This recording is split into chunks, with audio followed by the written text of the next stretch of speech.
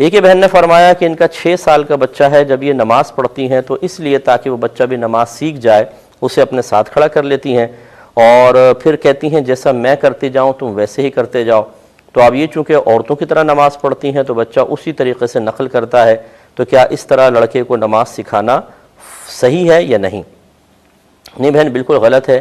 کیونکہ یاد رکھیں جب پہلی مرتبہ بچوں کو ہم کوئی چیز سکھاتے ہیں تو وہ طریقے بسا اوقات ذہن میں نقش ہو جاتے ہیں۔ اس کے بعد ہزارہ مرتبہ بچے اور بھی چیزیں سیکھتے ہیں، لیکن جو ایک نقش پہلی مرتبہ ذہن میں جگہ بنا لیتا ہے، بسا اوقات دوسرا نقش اس پہلے نقش کو محو یا مٹا نہیں سکتا ہے، اور اس سے خرابی پیدا ہوتی ہے۔ اسی لیے بچے کو جب آپ استاد رکھیں، پہلی مرتبہ بہترین استاد رکھیں، اچھا استاد رکھیں جو بڑا نپتل انداز میں اور بالکل صحیح مسئلہ بچوں کے ذہن میں اتارے۔ بسا اوقات ہم ایک عام قسم کے کسی استاد کو رکھ لیتے ہیں پیسے کی مقدار دیکھتے ہوئے، آپ کتنے لیں گے؟ 2000، تم کتنے لوگے جی؟ 400 روپے، بولتے ہیں 200 کر دو اور آپ آ جاؤ،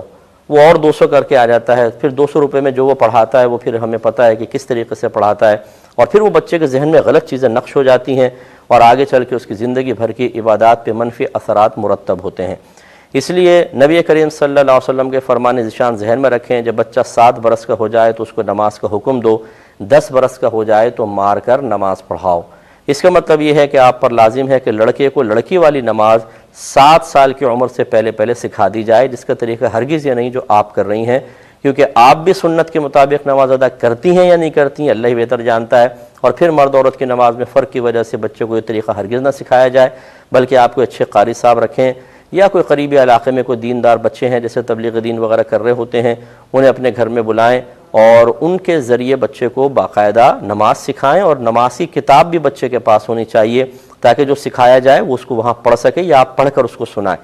یوں آپ کر سکتی ہیں کہ کوئی نماز کی اچھی کامل نماز کی کتاب لے لیں جو اچھے کسی عالم دین نے لکھی ہو، اور اس میں آپ دیکھ کے لڑکے کو پھر جیسے تکبیر کا طریقہ بتایا کہ بھئی انگلیاں بالکل نہ بہت سیدھی ہوں نہ بہت مڑی ہوئی ہوں، اپنے حال پر چھوڑ دیں، ان کے درمیان فاصلہ بہت متناسب ہو، اپنے کان کی لو سے ہاتھ لگائیں، ہتھیلیوں کو رخ بالکل قبلے کی طرف ہونا چاہیے، چہرہ سیدھا رکھیں اور اللہ اکبر کہہ کر ہاتھ باندھیں۔ پھر ہاتھ باندھنے کا طریقہ بھی ہے، اس میں دیکھتی جائیں، بچے کو سمجھاتی جائیں، اس طرح آپ خود کر لیں ورنہ کسی قاری صاحب کا انتظام کر لیں، لیکن یہ طریقہ نہ کریں کہ جو آپ کر رہے ہیں،